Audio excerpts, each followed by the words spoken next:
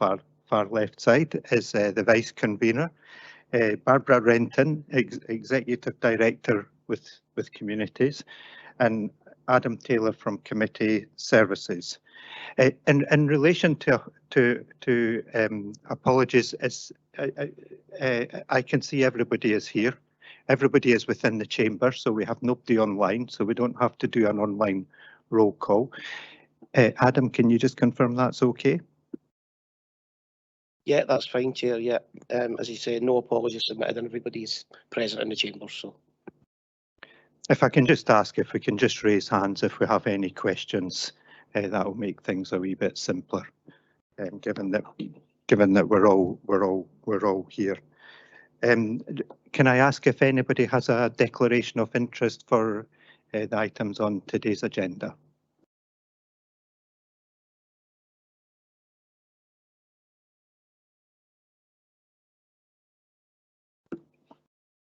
No declaration of interest.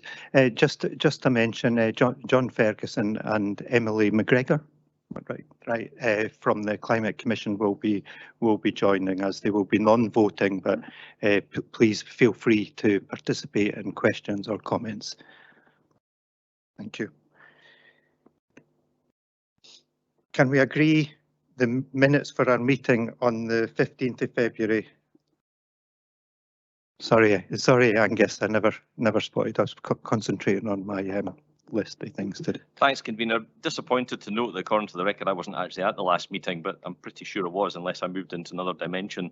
I think I seconded a motion by Councillor Kigali and like to think I played a full part of the meeting, but according to the minutes, I wasn't here. Perhaps they could be updated. Absolutely. Can we just take note of that and have these minutes updated? Is there any other issues with the minutes for the meeting on the 15th?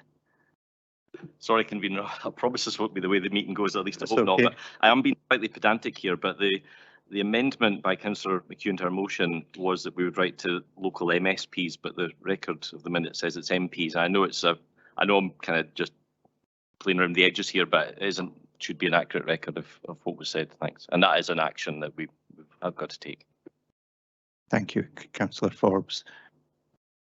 And I can confirm that we understood that to be MPs and MSPs, and the letter's gone that way.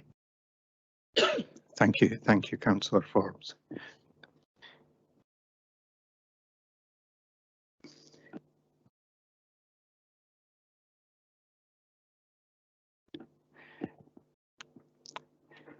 Hi, Martin. Good to see you. Can we agree the minute from our special meeting held on the 19th of December 2022?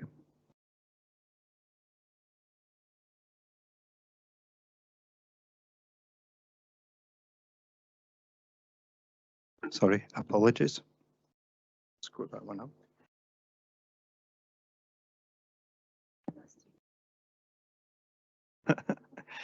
Right. Neil Moran, the Electric Vehicle and Infrastructure Fund, the Strategy and Expansion Plan is our first item on the agenda. Neil Moran will introduce the report and be able to answer any of the questions. Thank you, Convener. This report is to provide members with an update on the work done to date on developing an EV infrastructure strategy and expansion plan as part of the Scottish Government's Electric Vehicle Infrastructure Fund programme.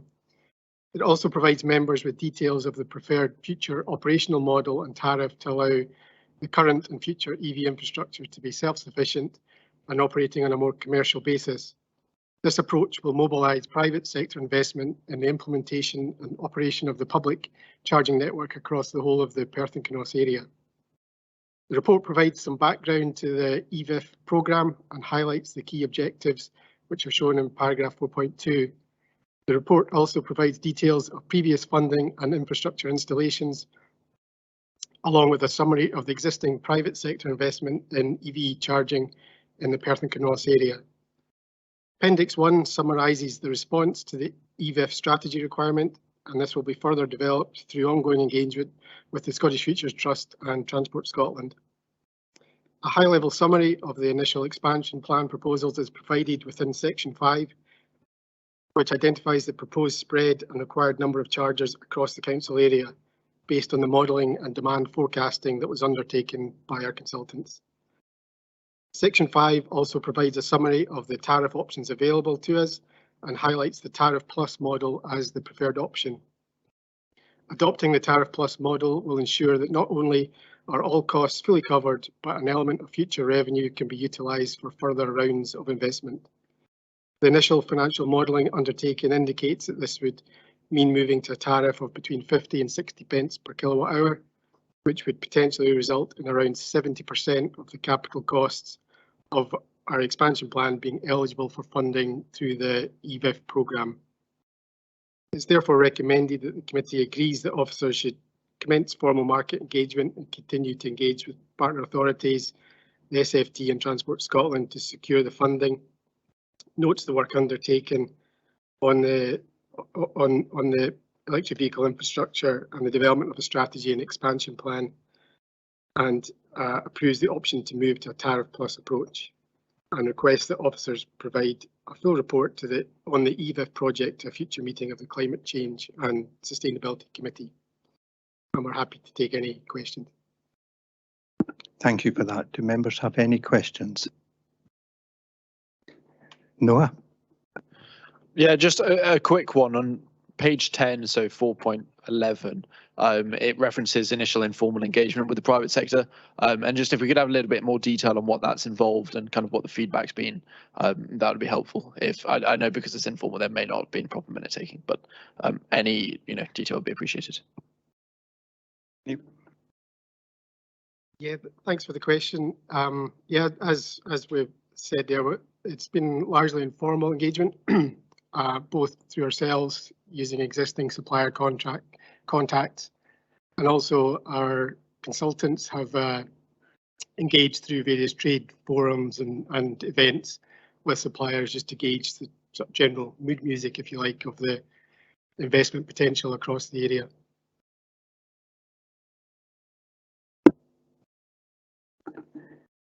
Quite. Angus, you want to ask a I'm definitely not going to answer it, I'm afraid. I've got a couple. I've got a few. Do you want to just do them kind of on the trot, or do you want me to come back again? Or? If you can do the first one, and Sure. we'll come back once other people have had a chance to. Sure, thanks. So 4.7 is referencing the replacement of end-of-life units, and it just occurred to me, what happens to those end-of-life units? Are they recycled? Is there any environmental damage done by the recycling of those end-of-life units?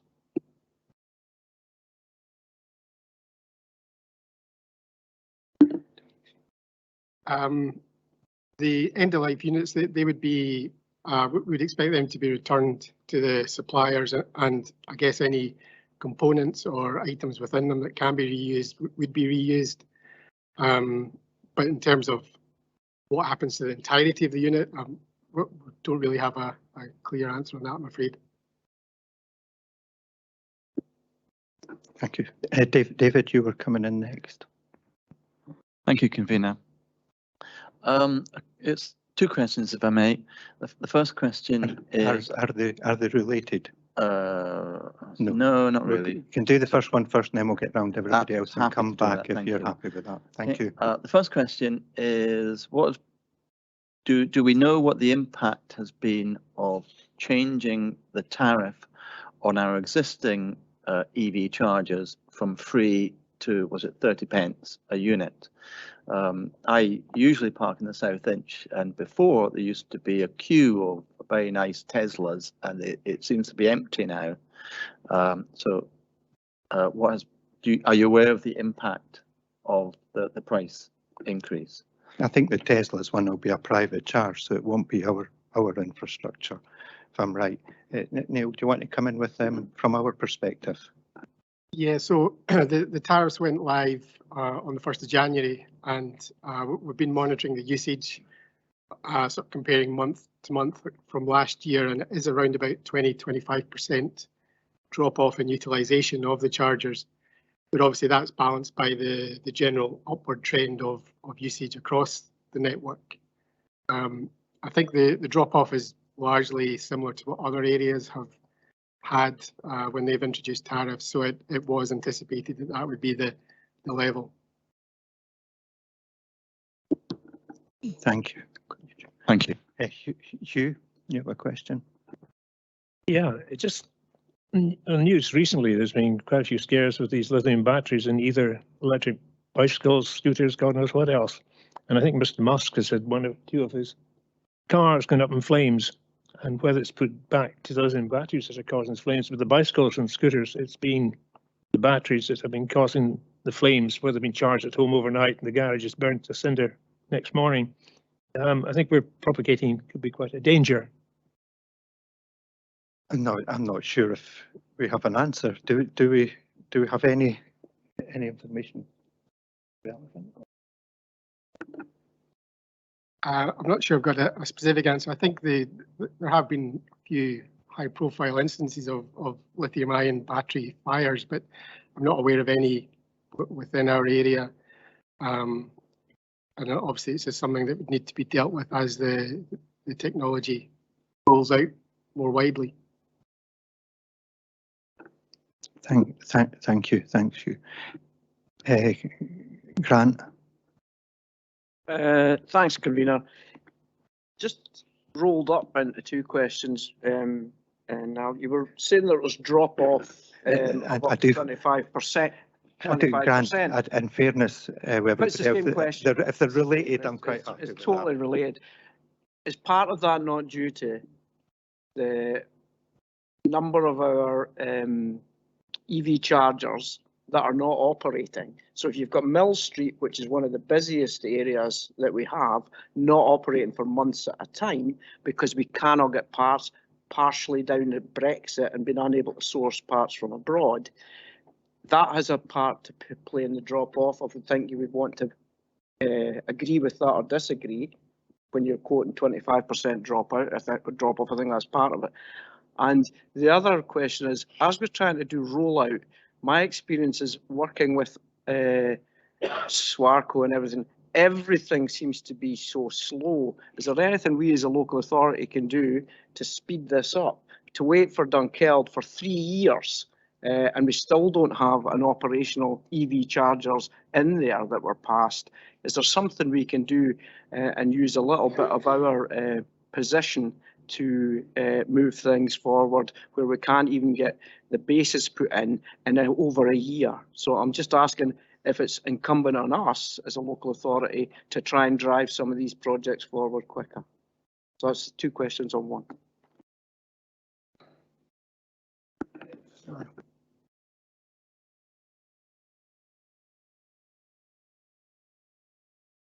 Apologies.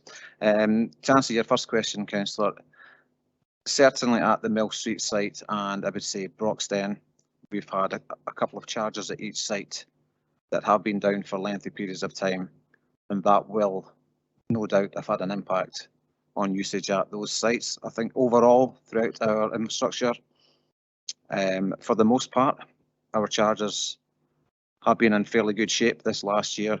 But at those two particular sites, there have certainly been problems. The Mill Street sites, they will be replaced in the coming months. And again, the problematic chargers at Broxden, they will be replaced in the coming months as well. Thank you. That's good. That's good information. Do you want to? Yeah.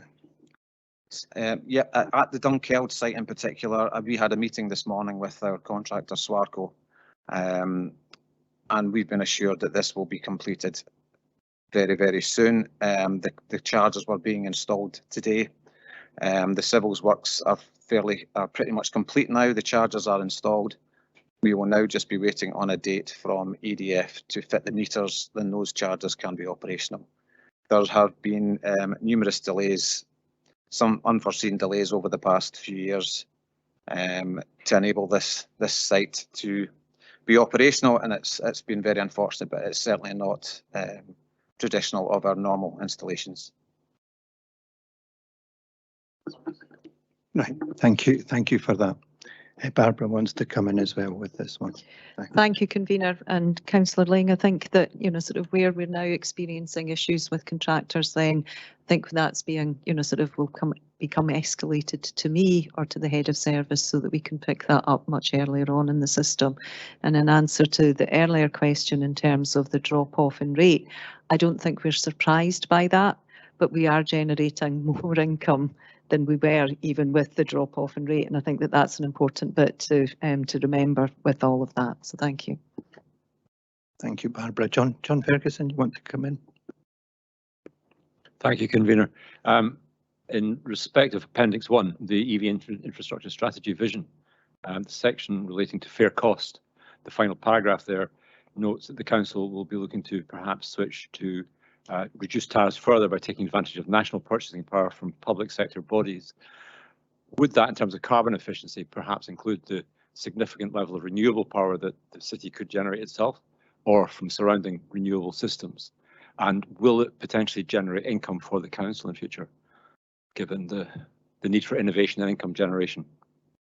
Just to answer with the leader of the council, we had a recent meeting about how we could utilise some of the energy we are producing as a council to investigate how we can supplement the energy going into some of these chargers, which will potentially generate more income for the council and use the energy in a smarter, cleverer way, and that is something we are as an administration taking forward with some of the work as well that's going on up at Broxton as well. I don't know if there's any more to is.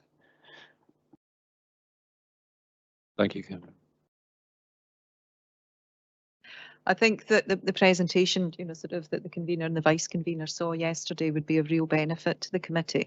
And we were discussing that about, you know, sort of whether that presentation comes to the next committee or whether it becomes an entire elected member briefing session as well, because it was fascinating. It does show the ability for the council to be very, very forward thinking in terms of how we would look at energy generation for ourselves, but also, you know, for our residents as well. So I think that if the convener and the vice convener are happy with that, we'll certainly bring a briefing forward. Absolutely, I think it's fascinating the potential with what we can achieve in these smart energy systems, and bring it in where the energy is created and community, potentially community energy generation, and bringing that into the mix as well. So thanks for your question. Jack. Can we do one at a time unless they're closely related?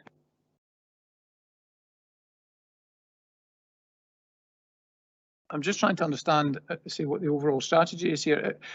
Obviously, the current chargers that are installed within Perth and Kinross Council were installed with public money, and ultimately we've now a charging policy for them to try and sort of recoup some money towards maintenance. But effectively, we've got a significant replacement programme now required. Are we not in danger of just repeating the same sort of challenges again by effectively going down the route of wholly owning a network, being responsible for electricity provision and charge setting in a market that's now going to become very much dominated by the private sector? And should the council not effectively be looking to effectively safeguard more rural areas and use, for example, a relationship with the private sector to ensure that balance is properly struck, so that those that are in less dense areas can still receive a suitable service? So I guess it's this balance between how we're progressing here from the perspective of ensuring that we're not going to repeat mistakes of the past. I think there's definitely private sector involvement, but if Neil, do you want to answer that question, please? Yeah. There you go. Sorry. Yeah, I think in terms of the market has obviously moved on over the last 10 years since we first installed EV charging infrastructure. It's become a lot more mature. There are a lot more private sector operators. However, I suppose with Perth and Kinross being such a rural authority, that there is a risk that if we don't capture the benefits of our, if you like, more commercially attractive sites and use them to cross-subsidise the rural sites, there could be a real disparity across the local authority area. So that's been the approach we've taken in terms of developing the bid to the EVIF, is that proposal to work collaboratively with the private sector to make sure we have a network across the whole council area that will meet the needs and the future demand. Thank you. I'm still a bit confused though as to what private sector are actually going to do though. You know, so what is if we are going to own all the installations? What is the role of the private sector? The basic tenet of the electric vehicle infrastructure fund is a public-private partnership, effectively. So the private sector will be expected to contribute to the capital cost of installing chargers, and the anticipation is that then there would be a profit or revenue sharing agreement going forward. Thank you. Thank you. I also think that we need to be quite realistic, given the rurality of a lot of Perth and Kinross as well, Councillor Welsh. You know, sort of the plan would be to move as much as we possibly can into the private domain, but you know, sort of to make sure that we service all areas, then we need to be mindful of that. Thank you. Dave, you have a question? Thank you, Convener. Yeah, I'm just wondering how far this takes us towards fulfilling what we think the final needs are going to be for these electric charging points all over Perth and Kinross. Is this just the first tiny step, or is it 10% the way there? How far does it take us?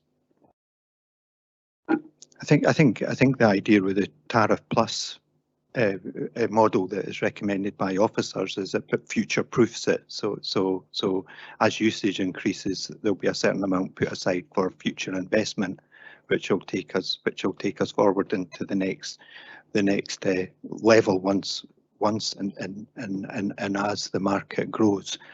And it's also there as well to encourage the private market to grow on the costing. So we're charging very similar to what the private market. So it is very much still to encourage private sector investment where it is happening, i.e. in Kinross at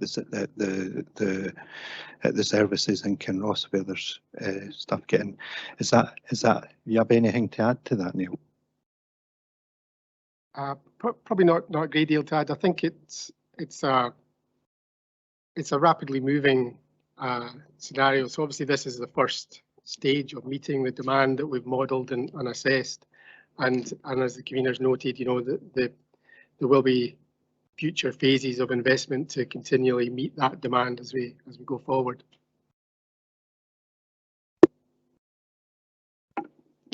Tommy, you have a question? Thank you, Convener. The tourism industry plays a very important role within Perth and Kinross, and obviously we expect to have tourists who are going to come to our area who have electric vehicles and will wish to charge them and go and see all the different attributes and things that are to see in Perth and Kinross while being able to charge their vehicle. So this sort of leads up to the question in which, when we do a needs-based assessment, are the needs of the tourist industry, especially within our rural areas, going to play part of how we develop our infrastructure? Thank you. Neil, can you answer that one?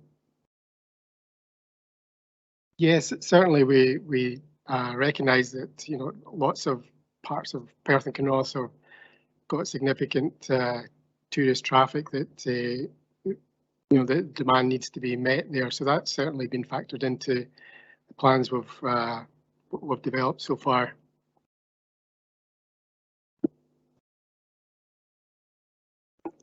Thank you. I think we've been through most everybody that has. I'll let Martin come in with his first question, and we'll go to Angus for Angus's second question. Thank you, Chair. It's actually more a matter of clarification because a question was raised earlier and I have the answer. As the 2022 figures for the United States, I'm afraid UK not available. EV fires, 25 for every 100,000 vehicles.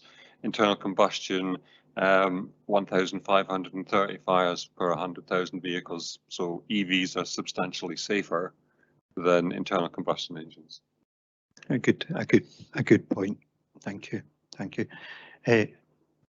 Angus, you want to come in with your second question? Thanks, convener. I have to say I'm delighted to hear that. I will no longer have to rush home and take my e-bike out the woodshed because that was worrying me quite considerably for a minute there. My question's hopefully a straightforward one on 4.1. It's the £60 million fund for local authorities. It further says that we got 60,000, or each authority did, so therefore I assume we did. Did that 60,000 come out of the 60 million? And what's the distribution model likely to be for the rest of the money? I think they're related to different things, but I'll let Neil clarify. Yeah, the £60,000 to develop the bids would have come out that initial fund. In terms of the distribution, that is still to be determined by largely the Scottish Futures Trust. They'll review the bids that they get from all the local authorities across the country and see how it stacks up, I guess, in each area. You want a supplementary? Yeah, just very quickly. So I think the answer was actually in there, and I think what you're saying is that we'll be bidding for the money. It won't be distributed 32 different ways or whatever. We're actually going to put forward a proposal. Thank you very much, convener. And I have a third question at some point when you allow me. Certainly will do. David, you had a second question. Question's already been answered. The question was why this is a marketplace we need to be in. Why not just let the private sector do the whole thing? But that's already been answered, so thank you. Thank you, David. Jack, you had a second question. Thank you, convener. I guess it's around the sort of proposed tariff. It's just trying to understand, do we believe that we are then going to be a price setter in this market area or a price follower? I mean, if you look at the expected expansion of electric vehicles, you know, and the stop in sales of diesel and electric vehicles, you know, the sheer number of vehicles on the road will mean that there's going to be significant electricity recharging offered by effectively private operators. And I think it's maybe naive to think that we can have confidence in what those ultimate tariffs might actually be. And is there any sort of risk or sensitivity analysis been done around this?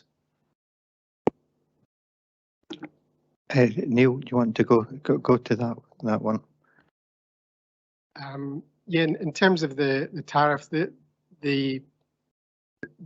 tariff that we've calculated at the moment is based on known and forecast costs in terms of operating the network. So it probably is a little bit lower than most of the commercial networks, but crucially, at the moment, a lot of the local authority tariffs are significantly below the commercial networks, which effectively blocks their investment in areas. So by setting it there or thereabouts at the commercial level, it's anticipated that will allow the private sector to come in with confidence to actually invest in the required infrastructure. Thank you. Yeah, Barbara wants to come in. Yeah, and the just to add to that, Councillor Welsh, then committee also, when they agreed the charging, the introduction of charging, agreed that I would have delegated authority to look at the cost and be able to increase or decrease the charges accordingly as well. So we can be very flexible within that. Thank you. Thank you. Hugh, do you want to come in a second question? And then I have Angus with a third question. I have Jack with a third question as well. Thank you. It wasn't a second question, it's more clarification of the remark made by the gentleman just behind about fires and vehicles. car, electric, petrol, diesel has been on the roads the last 100 years. Electric, probably the last 7 or 8 years, as the fires that he was talking about, are they just with recent cars or electric fuel, or is it? 2022 figures. I'm assuming not many of them the electric vehicles. They were there before petrol cars. Yeah, but not many of them. So the figures are we in dispute, I think. Right, thank you for that. Angus, do you want to go with your third question? Thank you. You'll be pleased to know, third and last, convener. Curiosity has caught me on this one, I have to say. The table on page 13 is the number of mini hubs, fast chargers, etc. And just for someone who doesn't have an electric car, is there anyone able to give me an idea of what the difference is between them? So take a typical electric car. Well, how quickly would one charge it, and how quickly would the other one charge it? In simple terms for a simple person like me, please. Ed, I'll go to Neil with this. I know Liz could answer this, Martin could answer this, other people could answer this, but no.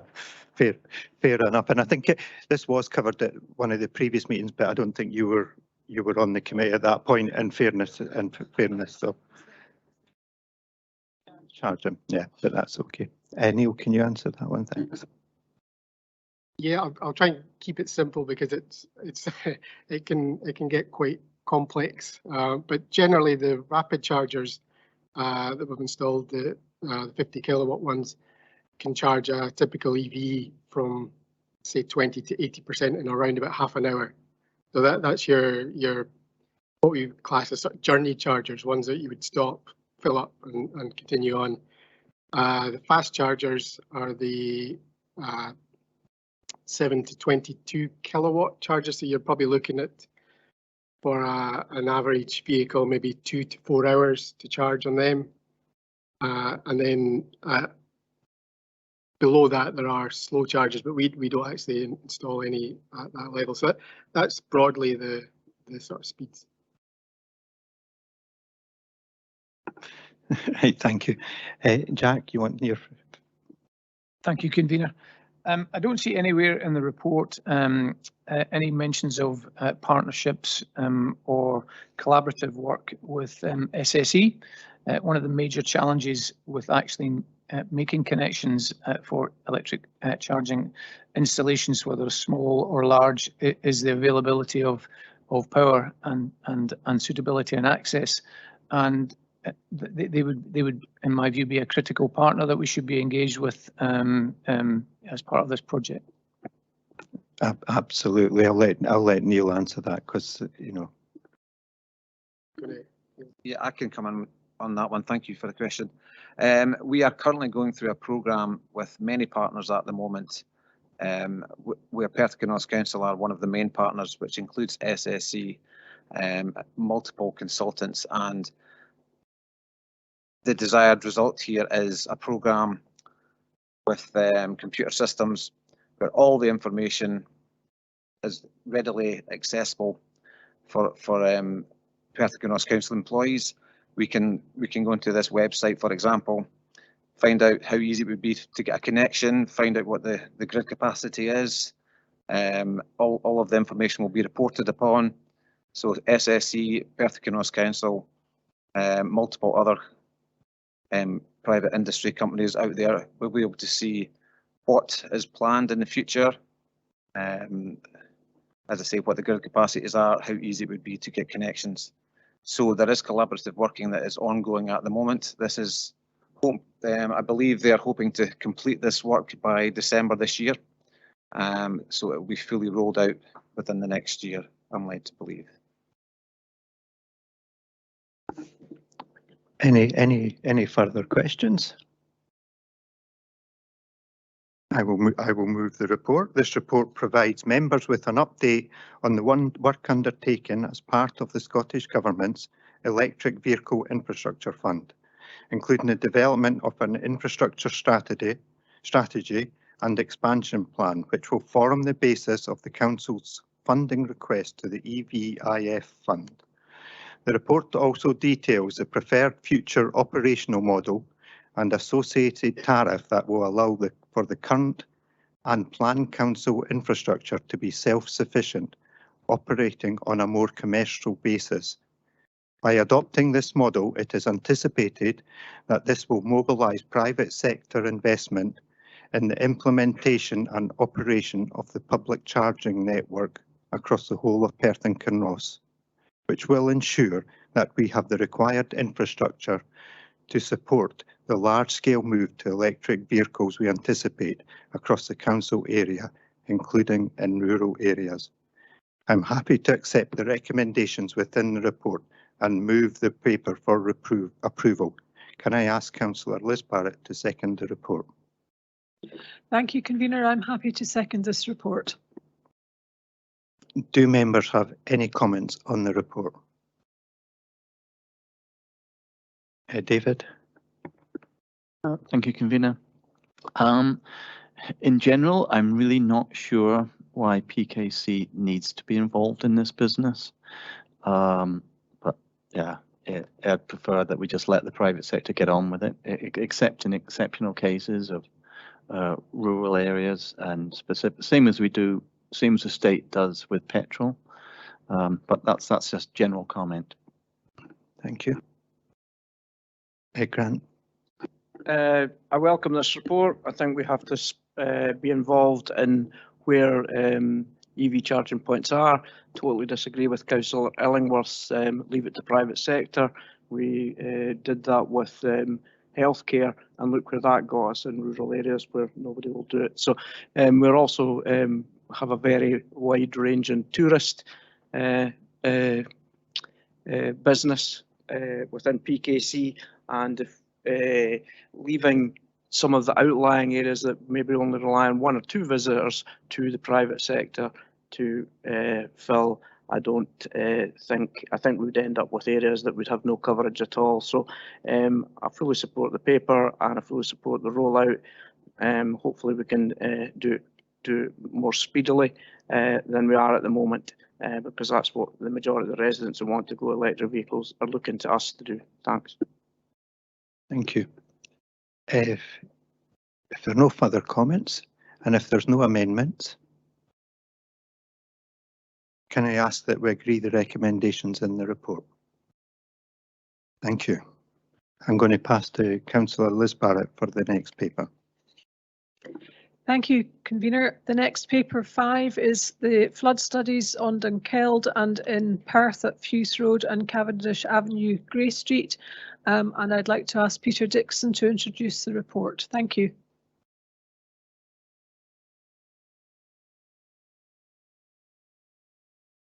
I don't think Peter's here.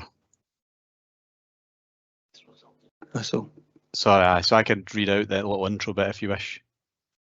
Yeah, please do. We called on Russell at the Kinross Local Committee the other day. He had to step in last minute and he done a good job. So go for it, Russell. Thank you. So yeah, Peter's on holiday, so that's why he's not here. Yeah, intro is this report describes the council's flood protection studies at 2 separate locations, Dunkeld and the Fuse Road and Cavendish Avenue, Grey Street areas of Perth. These locations have experienced a history of flooding, most recently in Dunkeld in February 2020 and in Perth in September 2022. Both communities remain at risk of flooding. The Tay Local Flood Risk Management Plan was published in June 2016. This plan sets out the arrangements for various flood studies as a means of further improving and the understanding of flood risk in certain locations. The Council's 4th highest priority flood study was identified to study river flooding in the Dunkeld area. An integrated catchment flood study was also set out for Perth to improve understanding of the flood risk of flooding from sewers, surface water and watercourses. The report to committee today recommends that a flood protection scheme is taken forward in Dunkeld as it is deemed to be economically viable using industry standard assessment criteria. The preliminary proposals consist of a collection of localised actions, including culvert and head wall improvements and localised property flood resilience measures. Unfortunately, the consultant engineer's report for the Fuse Road and Cavendish Avenue areas of Perth has demonstrated that flood protection schemes are not economically viable, and hence the committee report recommends that no further work is undertaken on the development of those schemes. However, Scottish Water are continuing to develop potential proposals for sewer improvements and are working with housing to identify potential local improvements in these areas. In the meantime, flood risks will continue to be managed as set out in the published Tay Local Flood Risk Management Plan. Separate public engagement events have been held to disseminate the findings of both flood protection studies. In addition, the committee report notes that the proposed flood scheme in Dunkeld will be submitted to SEPA for national prioritisation and inclusion in the next Tay Flood Risk Management Plan and Local Flood Risk Management Plan covering the period from 2028 to 2034. The local plan should set out the proposed implementation arrangements for the Dunkeld flood scheme, including timescales and how it will be funded. However, due to the ongoing Scottish Government COSLA review of capital funding for flood schemes and other schemes that the Council is already progressing, the timescales and funding arrangements for the Dunkeld scheme remain unclear for the time being. The next phase of the work to develop the flood scheme proposals will therefore not commence until the funding review provides further clarity around capital grant funding and provision is made within the Council's capital programme. That's it. If you've got any questions, just let me know. David, do you have a question? Thank you, Vice Convener. First of all, I'd like to thank the Floods team for writing an extremely concise and clear report. And also, while I'm on it, I'd like to thank Committee Services for putting descriptions in all the appendices on the paper. So thank you for that. The question is about the resilience of the estimates, given the level of inflation that we're experiencing at the moment with construction projects. Thank you, David. Russell, are you able to answer that? Yeah, either myself or Gavin can answer any questions. Gavin's obviously deals with the Fuse Road and Cavendish Avenue area. But in general, yeah, the flood estimates at this stage are just very coarse kind of estimates for the options that we've initially proposed. So they're based on kind of current, estimates really up to date. So yes, there may in future be increases in costs, but as the next phase of the scheme progresses, the costs will be reassessed at that time. So for Dunkeld, for instance, when that is developed in the future, from 2028 onwards, there'll be a full kind of cost estimate done at that point. Just to add in on that, apologies, Gavin Visit here. Just to add in to what Russell said, we also factor in what's known as optimism bias. So there's a 60% uplift factored in on top of the estimates that we use, as Russell said, which are based on sort of current day rates. It's also important to note that inflation also affects the sort of damage side of any economic appraisal. So the latest sort of figures are used in future as well when we reassess it. So inflation sort of balances out on both sides, but obviously everyone's acutely aware of how inflation's affecting the cost of many projects across the board at the moment. Thank you both. Councillor Ling, you have a question? Thanks, Vice Convener. Unsurprisingly, it'll be about Dunkeld. I'd like to say that the overall benefit cost ratio of 2.21, the first part would be how high is that compared with other projects we have ongoing within PKC, because it's more than double than the baseline that we would accept. And would it be correct to assume that most of the flooding that applies in that area is because the water runs down our local authority roads, Dunkeld being at the bottom of both the Old A9 road and the Blairgowrie golf course road from Dunkeld as well, and that's why we get flooding at these areas? Yes, so the cost benefit ratio, to give an example, Almond Bank was a 1.4. Obviously, it probably was slightly larger before it got to the construction stage, but yeah, I think 2.2 is a very good kind of cost benefit ratio at this stage, you know, of the process. In terms of flooding, we looked, obviously the actual scheme that's been developed for Dunkeld, it takes into account flooding from the Sawmill, Brayburn and the Spout Wells burn. So it basically, yeah, it spills onto the public roads, flows down Athol Street into the city centre, you know, floods around Athol Gardens and area as well. So yeah, it's rainfall flooding on the catchment, coming out of Bank and flowing down the roads into the local properties. Thanks very much.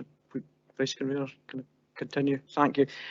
Yeah, so by my maths, that's £18,000 per property that would be protected, and obviously some of them are vital towards our visitors management part and tourism in Dunkeld, because we have the toilets, the car park and various hotels involved in that area. So although it's 35 properties, some of them will have more bedrooms than just a normal house.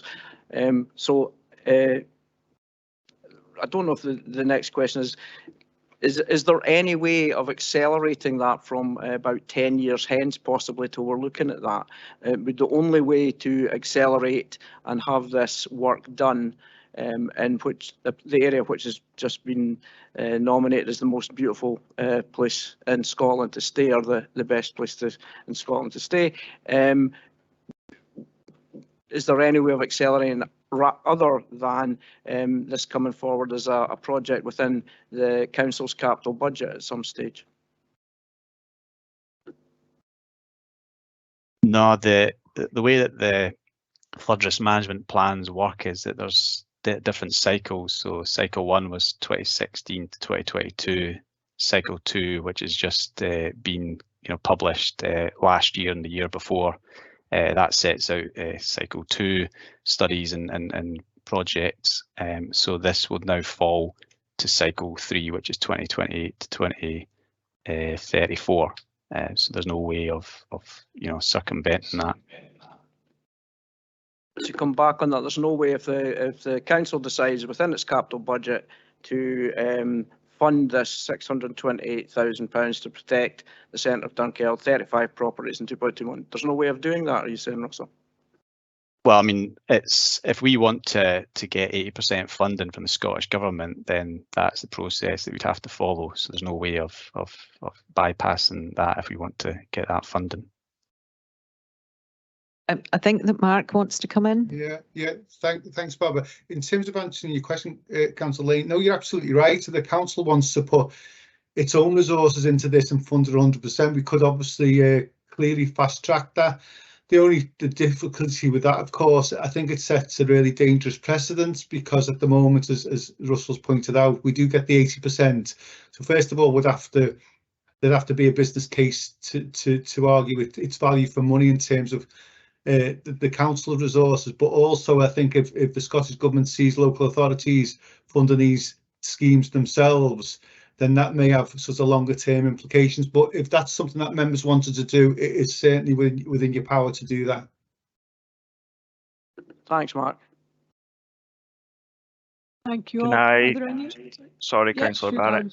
just jumping in again. Can I just add to what Mark said there? The flood risk management plans and things are all risk based as well.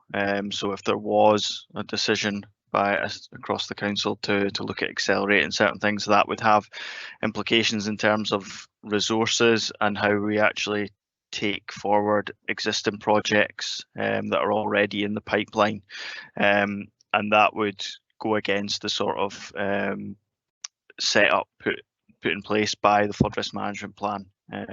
So that's why obviously Russell's advised that it's not really a process that that could be taken forward really in terms of accelerating things because of these wider implications other than just purely on the finances, which is obviously a constraint in itself. Surely that would be a decision of council, where maybe Barbara would want to answer, and if directions are given by council to officers what to do in a strategic way, and I'm not saying that we would, but I really have to challenge the fact that we are powerless to decide what we do with our own capital spend. If I may come in, Vice Convener, yes, Councillor Lang, sort of all of the capital and the revenue decisions are made by council at the budget setting exercise. You will be aware that as we move forward, that this year we will be presenting to council capital. Sorry, I'll take a step back. We will be presenting to council in December our corporate asset management strategy and plans, and within that, we would then officers would be bringing forward recommendations for council to decide on in terms of those strategic asset management plans. Thank you, Barbara. Angus, you have a question?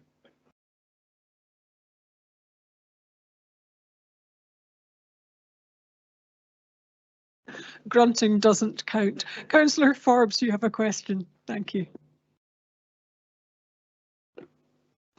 I actually want to go back to what Councillor Lang has just been talking about, because it kind of attracted my attention. So if I understand this correctly, if we did go down the route of kind of putting our own money into this, would it cost us a lot more? Because at the moment the government are going to fund it by 80%, whereas if we did it ourselves, would it? No, I misunderstood that. Thank you.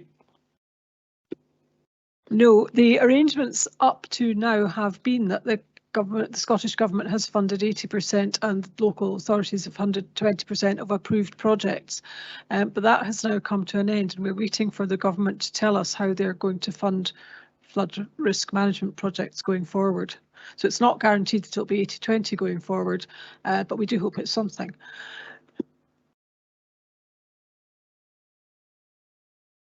Are there any other questions? Oh, Hugh, yeah, Councillor Anderson.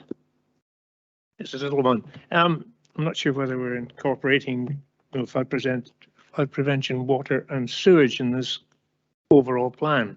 Problems we're having down south, all the terrible figures of sewage being pumped into water systems. In Scotland, we don't have such an accurate record, I gather. Scottish Water haven't published. There may be a gross total amount of pollutions they enjoy or pollute, but not detailed breakdowns of where they are. Will this incorporate any future need to discharge sewage in the Dunkeld area and Perth area? That's not the subject of this report, Councillor Anderson. This is about flood risk management in Dunkeld.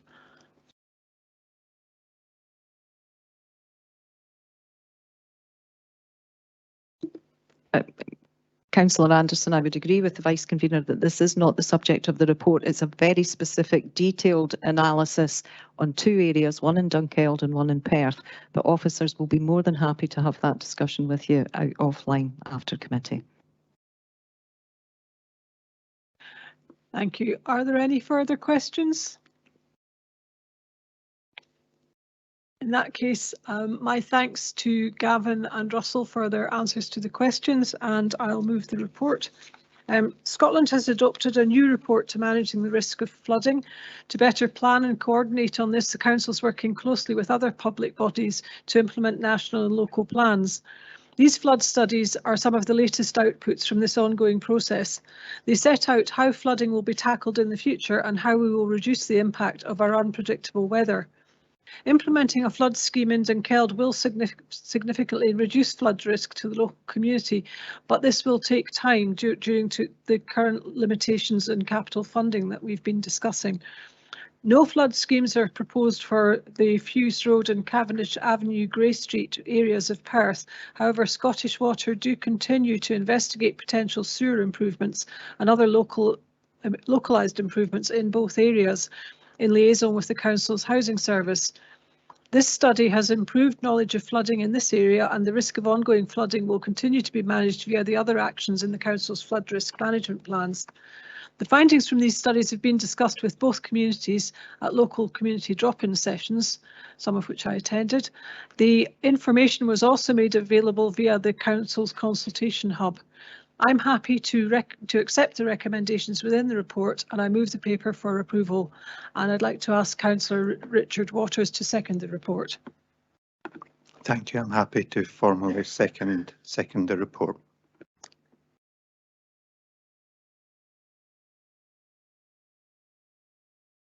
Sorry, I thought I'd mucked up the technology. Are there any comments on the report? Councillor Lane? Thanks again, Deputy Convener. I welcome this report, and it's unfortunate that we can't make a business case to save all our residents and businesses from the flooding dangers and the consequences that brings. I'm also welcome the report that there's such a high benefit cost ratio of 2.21 in Dunkeld for a sum of 628 million and 600.628 million even. That was good. I don't think I would have any chance of getting that through the capital budget if it was 628 million, so 0.62. But I also welcome the clarity that it will be if it comes to it, could be a decision by elected members, because this morning we were talking about the residual £750,000 from a lighting strategy to put lights up round about Perth, which was a £4.5 million project. So I think it'll be up to elected members to decide where we spend our capital monies going forward. Thanks. Thank you, Councillor Lane. Does anyone else have any comments on this report? No, thank you very much. In that case, can I ask if we agree the recommendations of the report? Thank you very much. I'll now pass back to the convener. Thank you, Liz. Managing grassed areas for climate change and biodiversity. Can I ask Leslie Ann Cassidy to introduce the report? Thank you. Thank you, Convener, and good afternoon, councillors. This paper sets out the proposed approach to managing areas of grassland in the Council's parks and open spaces, following the successful trials undertaken in 21-22 and 22-23.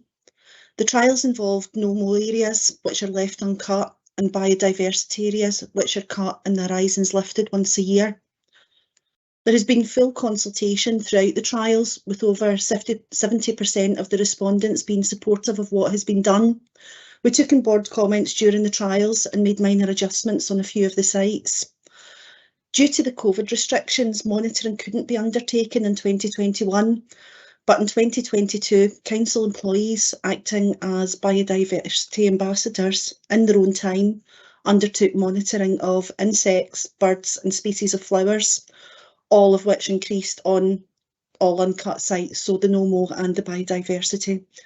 Further monitoring will be continued to provide more reliable data. We now have a lot of data on the customer satisfaction and the biodiversity value. The reduction in grass cutting provides habitats, and although there may be weeds in some sites, others where we ceased cutting grass previously have remained just as long grass. An example of this being Braidhaw Park in Crieff. We'll continue to monitor that going forward and deal with any weed infestations according to the characteristics of the individual location. We're proposing to significantly increase the number of sites based on feedback from our consultation and monitoring results. We'll continue to work alongside communities to enhance these areas, using locally grown trees and plants from our nursery at West Bank. In addition, we're working with communities to take forward sustainable biodiversity improvements through the additional budget motion money that's been made available. This will include a range of materials and equipment to support the work of over 70 community groups who already help us to improve and maintain their green spaces. The proposals will aim to reach a balance between the environmental benefits, retaining the functions people want to use their open space for, and the resources available. We would therefore recommend that committee approves the creation of a long-term plan and commitment to grassland management following the success of the trials, which would involve a significant increase in the number of no-mow and cut and lift sites across Perth and Kinross, and agrees that the proposed plan to be developed in consultation with community groups and residents and will be subject to approval by committee at a future meeting. Andy Clegg and I would be happy to take any questions. Thank you, Leslie. And do we have any questions? Noah, followed by David and Angus. Yeah, my question's on the feedback from the public. Is that back? Yeah. On some of the things that have already been happening, and looking through, some of them are very, very low in terms of responses. I think, for example, Goshen Park has a 100% approval rate for what the council's doing, but that's one person. And my concern would be that because a lot of them are very low, that just means people haven't engaged now. And if stuff starts to change in the long term, we might not have had an accurate reflection of what the public think. Is there any concern that some of those numbers are incredibly low? I don't know whether that's just me over worrying. And if they are, is there anything that we can do about that? Leslie Ann, do you want to come in and answer that? So we put the survey out through the consultation hub. We also reached out to climate cafes. We also put it to our customer service centre to point anyone who was dissatisfied with what was happening, as well as circulating it to community councils and bloom groups and other groups that we work with. So we have reached out, and well, this is just a personal opinion, but if people weren't speaking out about it, they didn't feel particularly strongly about it. Can I just add as a committee, it's important as we go forward with these trials that as a committee we keep an eye on what's happening across the board, and that includes the perception and that. So from that perspective, we will keep an eye on it. And Andy, do you want to come in? Yeah, it was just to add, convener, thanks. That will also ensure that our messaging on site is clearer than it was during the trials, and that we will keep the consultation open. So we're very grateful to hear from local people what they think about their green space management, and we'll certainly take on board any comments that they make during that sort of consultation process. So it will continue. We'll keep a full appraisal of what people are saying about all the sites we're trialling. But Barbara also wants to come in with this. I think in terms of concern within communities, I think that people sitting in this room would be amongst the first to know, and I am conscious that in certain areas that was the case. But the report is also very clear that where there were concerns, the team reacted to those very quickly with a clearer understanding of the process.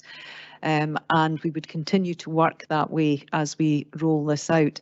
I think that the important bit is that this, sort of committee is making a decision about the change to support the biodiversity emergency that the council agreed to last year. And I think that this and the support that it's getting locally and beyond is very important, and is an important step for this council to take, in my opinion. Thank you. David? Yeah, does this save us money? Yes.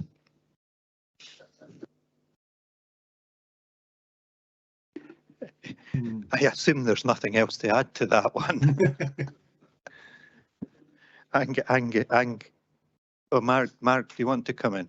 Yeah, thanks, convener. I think the no-mow can save us money, absolutely, although the cut and lift probably is a little bit more expensive. But we are going, as you're aware, there are already in the budget savings around grounds maintenance. So we're going to, as we move forward with this, we're going to look at the financial implications, but we are confident that the proposals will align with the budget proposals and will achieve those savings.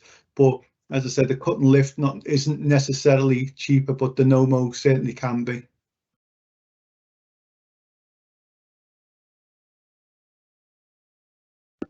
Thank you, Mark.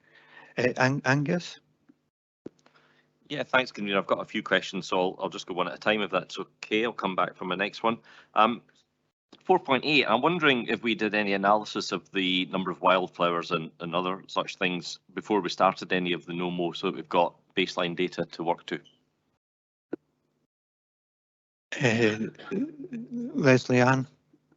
No, there was no monitoring previously undertaken. We have had long grass areas for a number of years.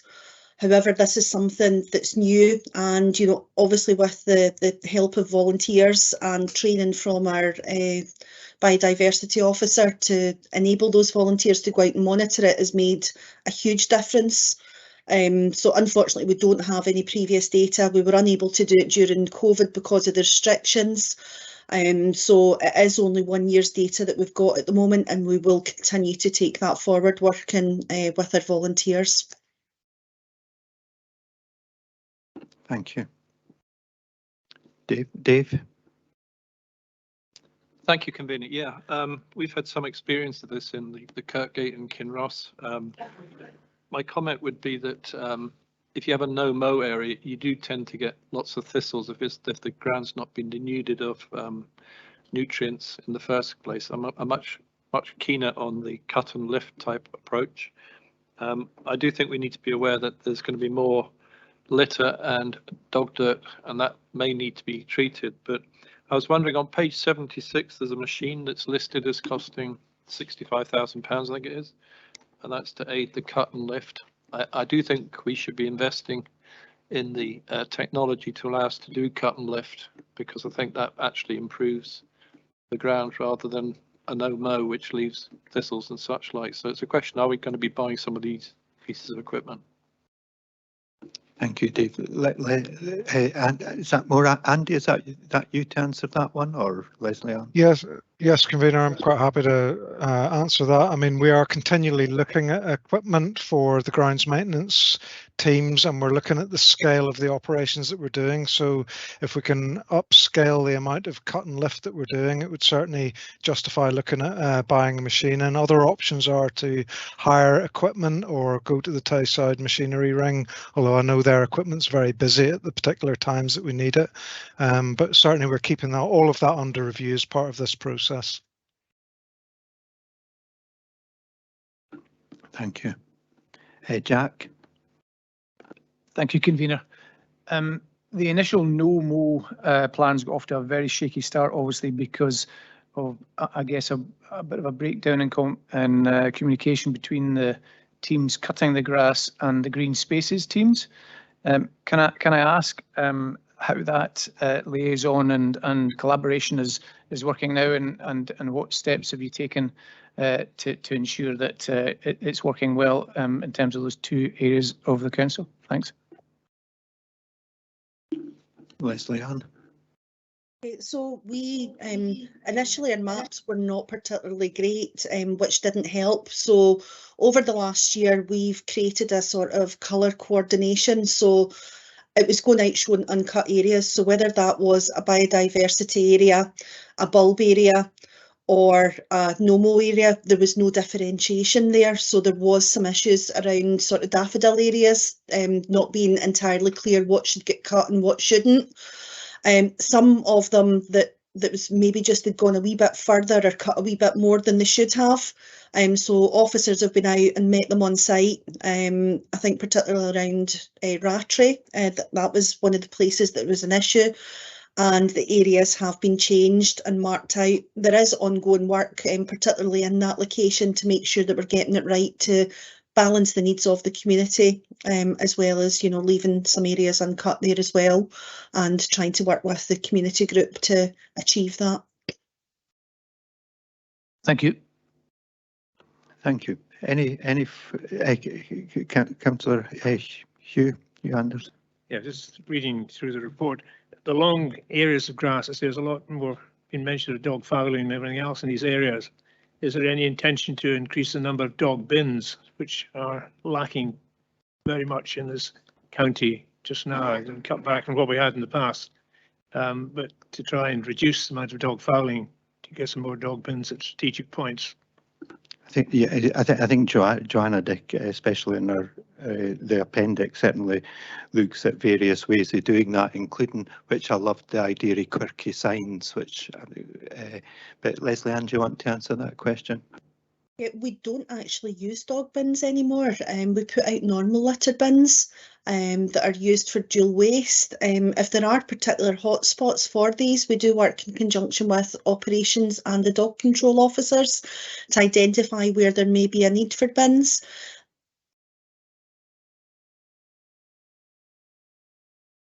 Do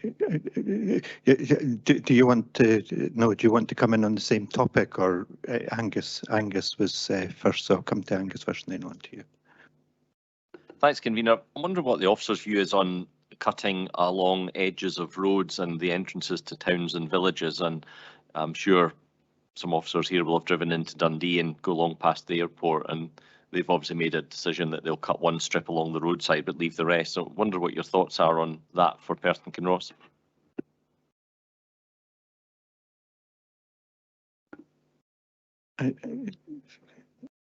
Andy.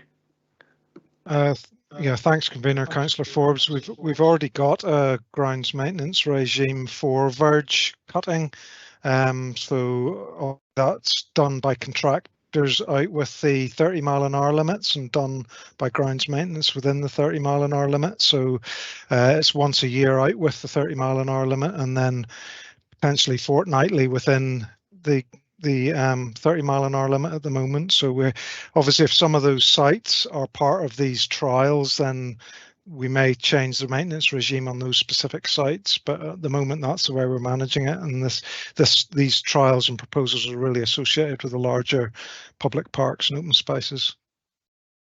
Yeah, I think Angus, you're kind of chatting about the riverside where under the trees have let the grass grow for quite an extended time, and it's actually quite attractive where they cut. And I think down on the Inch we kind of do that a wee bit as well in certain areas where we've still cut up to the edge of the pavements, but in under the trees the grass is growing. And I noticed that on the South Inch the other day. So I think it is quite attractive, as well as giving some space for the bees and the insects and that as well. Noah, would you like to come in with your question? Yes, it was just a question, just whether this will have any effect on cemeteries, and if so, whether anything's happened with the Friends of Cemetery Groups. Barbara was shaking her head, so I'm assuming that's something you don't need to worry about. There is cemeteries involved, I believe, so Leslie Ann. We haven't done anything on cemeteries so far because we felt it was a little bit more sensitive. So we wanted to do consultation up front there. So that will be more through the Friends of Cemeteries and with upfront consultation there. But it doesn't mean if there's areas that aren't being used for active burials that we wouldn't consider it. I think there's certainly a few suggestions have come forward for bereavement services, but again, that would be part of the consultation process, but we thought we would leave them out of the trials initially because we were moving forward so quickly on those.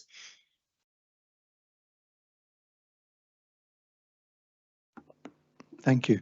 Any further, Tommy? Thank you, Convener. During the winter months, we utilise farmers to help us clear snow off the roads, and I just wonder if with the mow and lift that was getting discussed earlier, we do have farmers that have the machinery already for the mow meadows. The Bogle Field in Blairgowrie is a field that's often cut by the owner so that it can be used for the different shows that go on there. So I wonder if working in partnerships with local farmers who already have the machinery to do this may be an option going forward as well. Leslie Ann?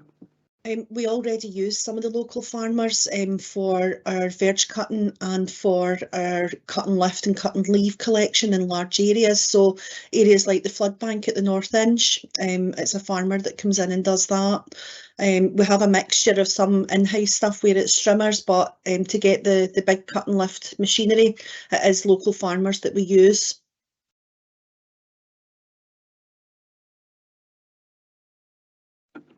Do we have any further questions?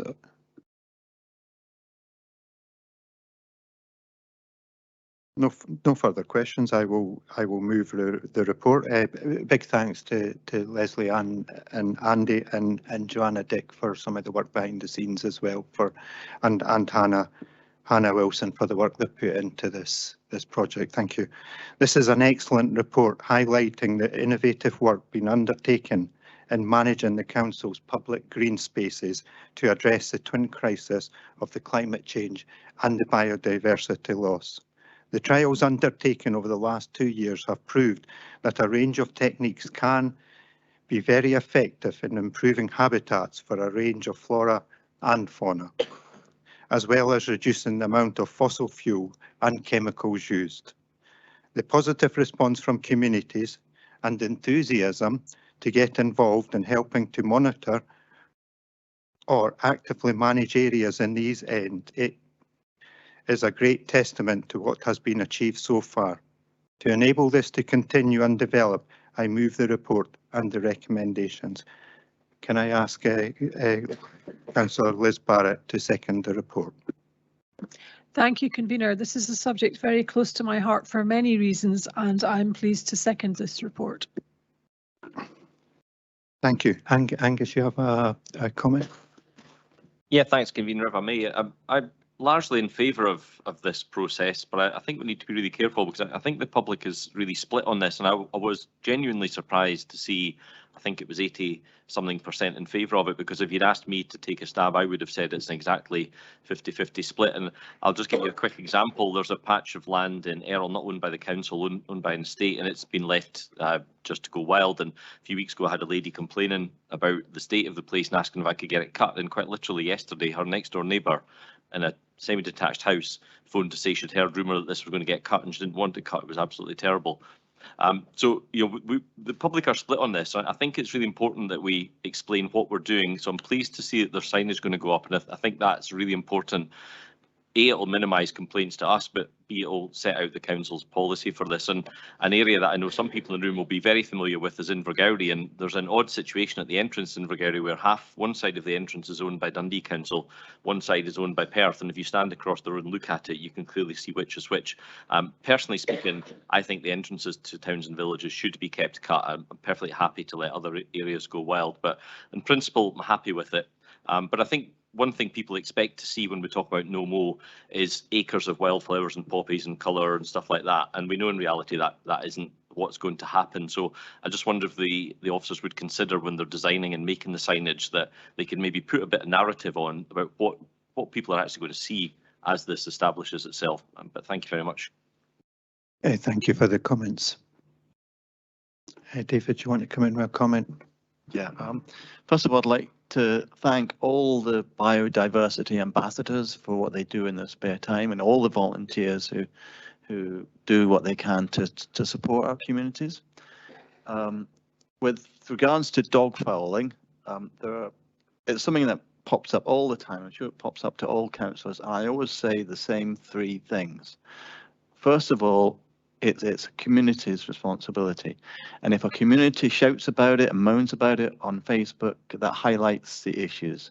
Second, I say applaud the vast majority of dog owners who take strenuous efforts to pick up after their dogs, and also especially applaud a minority of super citizens who pick up after other dog owners. And then thirdly, I say if you've got hard evidence and hard data, then call in the dog wardens, because they can in theory do something about it. So thank you, Convener. Thank you. Grant, you.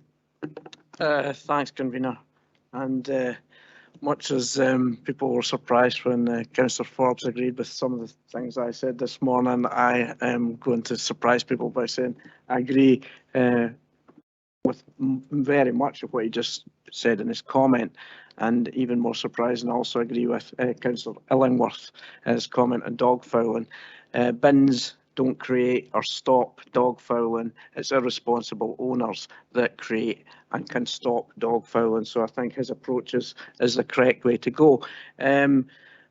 I think the signage idea is great to try and explain people to get more and more people on board. And I think just our message with a national message and an international message of what we have to do for our pollinators and other insects, etc., and as well as the wildflowers, which the pollinators rely on, can only be good. And I think the message will cascade over people given time.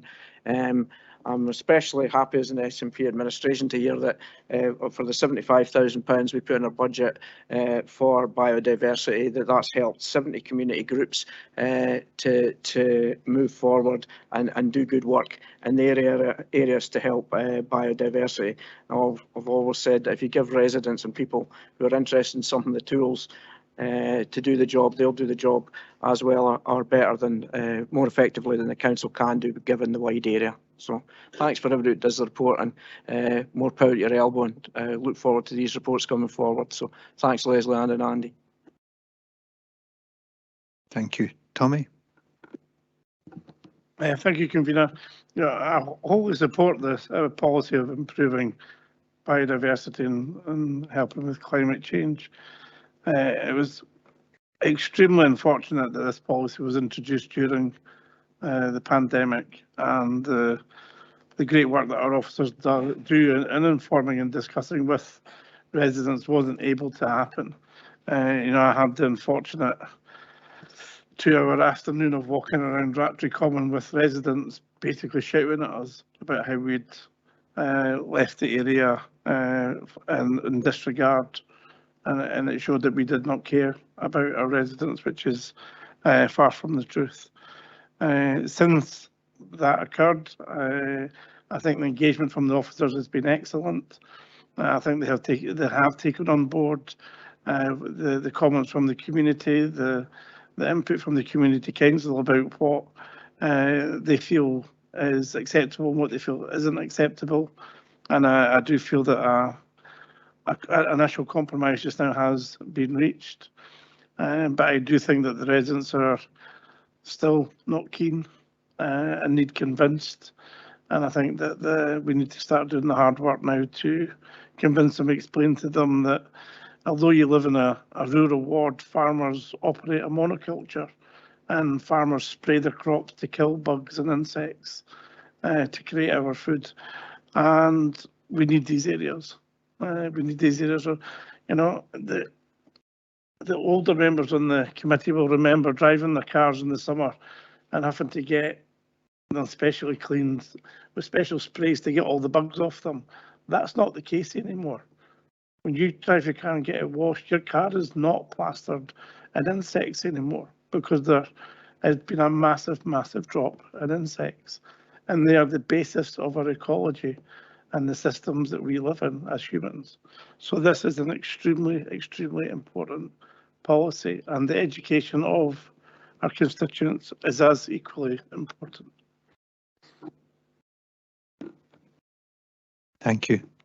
There are no further comments, and if there is no amendment, can I ask if we agree the recommendations of the report? Thank you, and I'll pass over to Liz for the final paper. Thank you, Convener. The final paper, paper 7, is the Community Service Annual Performance Report 2022-23, and I ask Barbara Renton to please introduce this report. Sorry, you can't go out that way.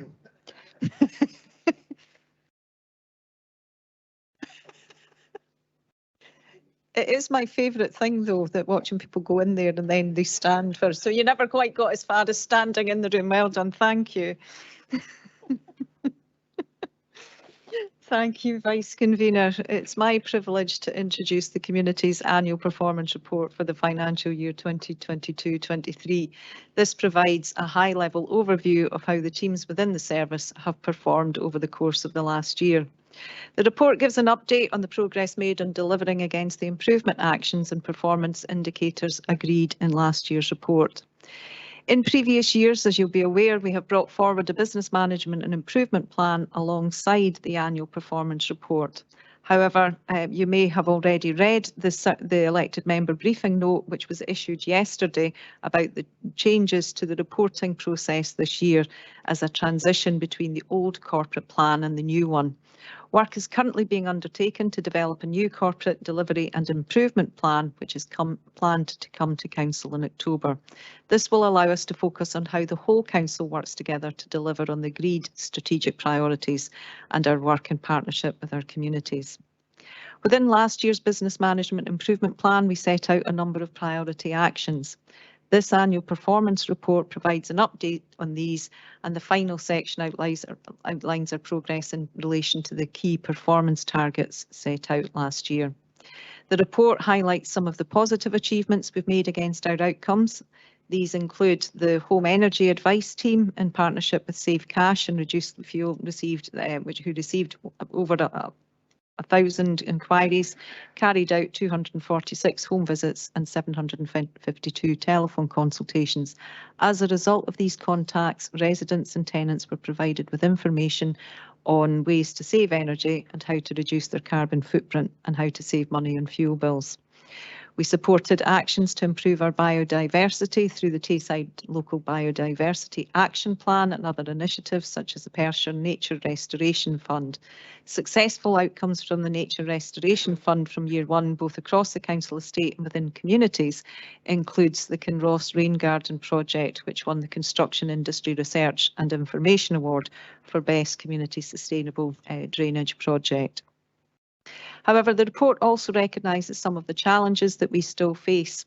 Some areas which we need to make further improvements include the development and implementation of an impact and value assessment tool to screen strategies, plans and policies. And that will cover environmental assessment, climate change, as well as the things that we've already been monitoring, such as equalities and fairness. Focus will also be given to producing sustainable development guidance and training for everyone across the organisation, including elected members, staff and our senior management. This is to further demonstrate the impact of sustainable development in relation to key economic, social and environmental issues. Over the year, I think it's fair to say, because I've had a number of comments and questions about this, attracting and keeping our staff has been a concern across the service, and particularly in some of the areas within this covered within this report. We continue to monitor this. We continue to work with HR to make sure that we are as attractive a proposal as possible for new staff, and work as well to understand the reasons why people do leave, often just because of the financial benefits as well. But there is a very large pay and conditions review ongoing at this time as well to support this. We also are aware that often that we do need to look at lessons learned, and I think that the grassland management approach that we've just discussed is a very good example of that, something that is a very good idea in terms of our biodiversity and sustainability agenda, but what we then need to do in terms of engaging with our communities to help them understand what we're doing is a very good case in point in terms of how we can improve things going forward. But in total, where improvements are identified, these will be reflected in the corporate delivery and improvement plan as actions for the future. I continue to be grateful to all officers across the whole council in relation to climate change and sustainability, as this is a real corporate approach to tackling the priorities set within the corporate plan. And to all of you as elected members for supporting us while we continue to make the best use where we can of the resources available to us.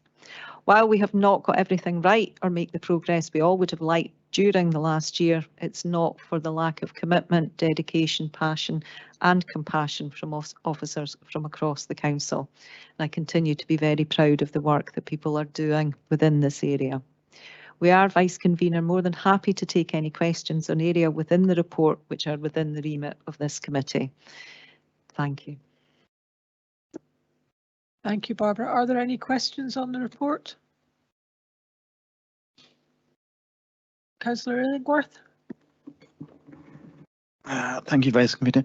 It's a request rather than a question, but can next year when we get this, it comes to this committee, can we have it more easily highlighted which parts are relevant to this committee. I looked at it and what's relevant to this committee. Did a search on climate and that worked, but I think it would be helpful to know which parts of this report are relevant to us. Councillor Illingworth, we try to do that within the areas, so we specify with that. If that's not clear, then happy to look at that again. But that's the way we have done it consistently over a number of years. Thank you, Barbara. Councillor Anderson, you have a question? I think my two comments have been killed off since I wasn't not a member of the Environmental and Structure and Economic Development Committee, the points that I was going to raise on this report as such. One was on part one, key highlights, with regards to digital fibre network to support business and innovation extension to it.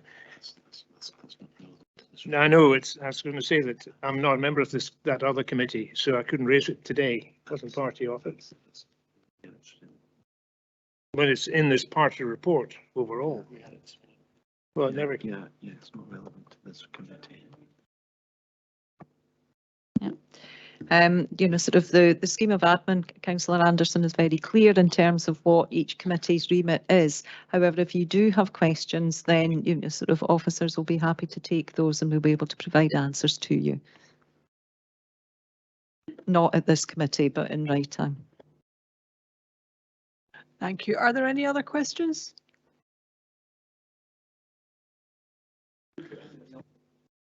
Thank you, Vice Convener.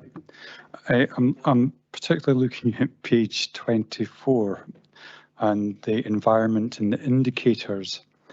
I'm wondering what, maybe two things in the same question. Who actually sets the targets? And I see that we have saved 3,776 tonnes of carbon. Do we know how that saving came in way below the target? Thank you.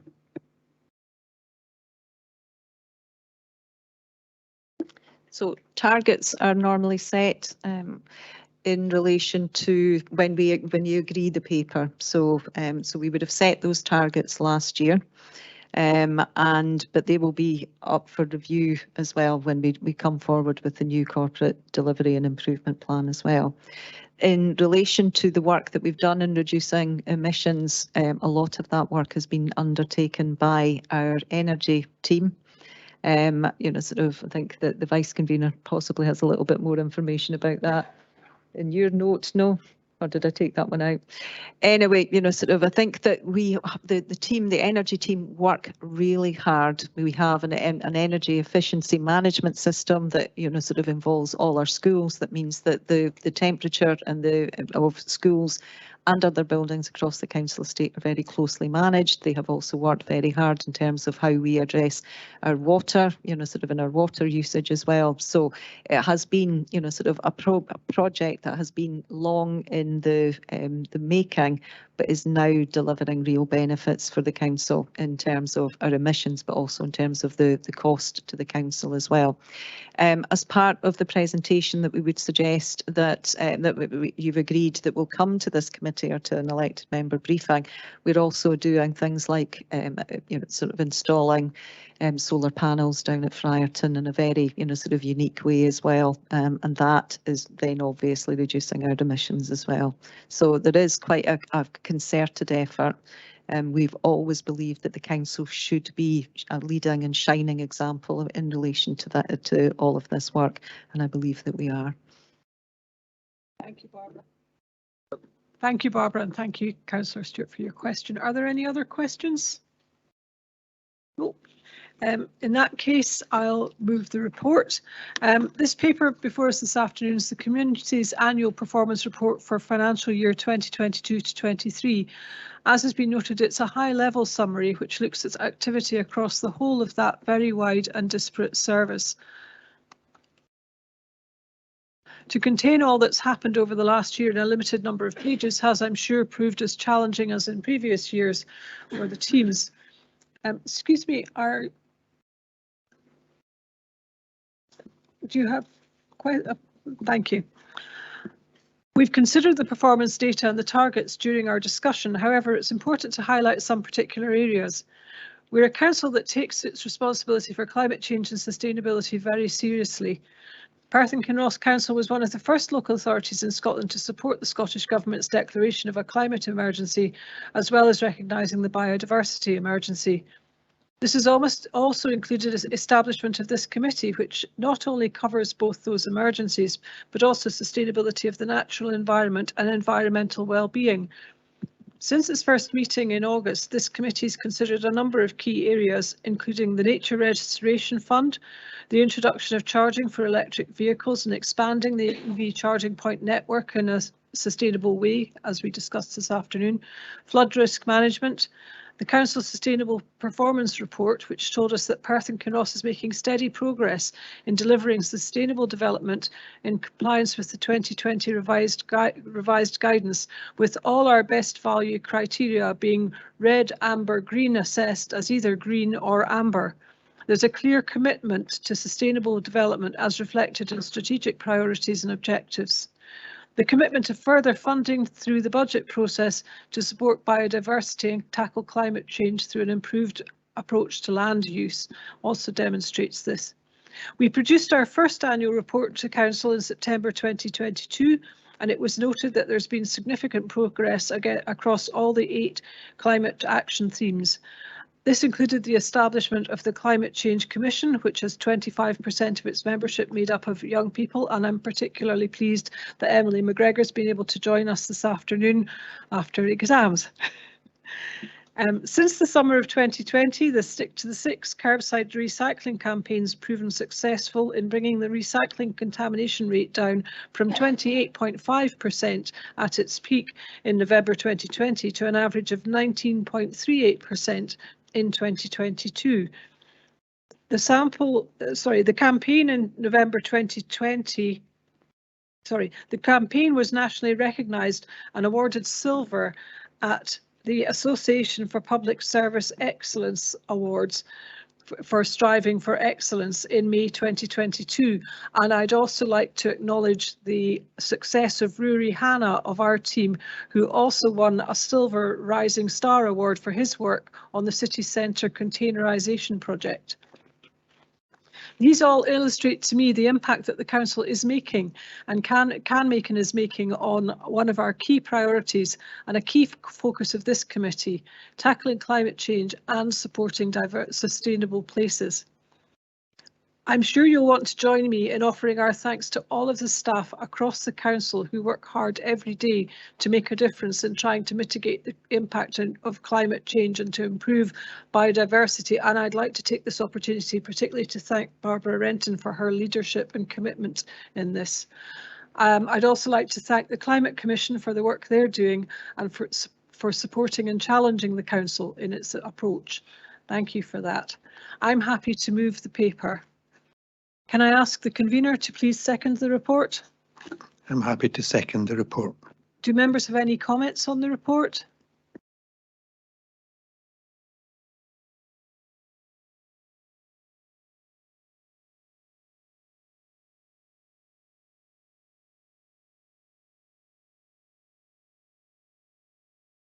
All I would like to say is to endorse your thanks for everybody involved in getting this committee up and running and moving it forward. And I'm sure that the benefits that we're beginning to see will grow throughout the future years and beyond. So I'd like to thank the members who come along who are not like us have to be here. They're coming through and volunteer. So thank them and everybody else involved that you've already mentioned. So.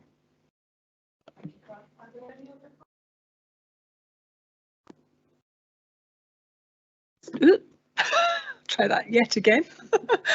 Are there any other comments? If there's no amendment, can I ask that we please agree the recommendations in this report? Thank you. I'll pass you back to the convener to close. Thank you everybody for your contribution this afternoon, and I wish you all a pleasant evening. And that is the meeting.